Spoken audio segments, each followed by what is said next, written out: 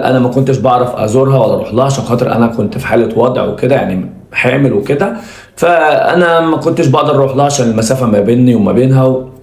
طبعا ده كان في مداخله هاتفيه ما بينها وما بين استاذ عمرو الليثي من 8 شهور، وهي بتحكي طبعا الواقعه او الماساه اللي هي يعني عاشتها.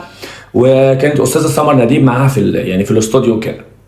فطلعت طبعا، واللي جنني اكتر ان لما ابوها اتصل وقال له ان بنتك معانا في الاستوديو ضحى وعايز اعرف ايه اللي حصل، قفل السكه في وشه.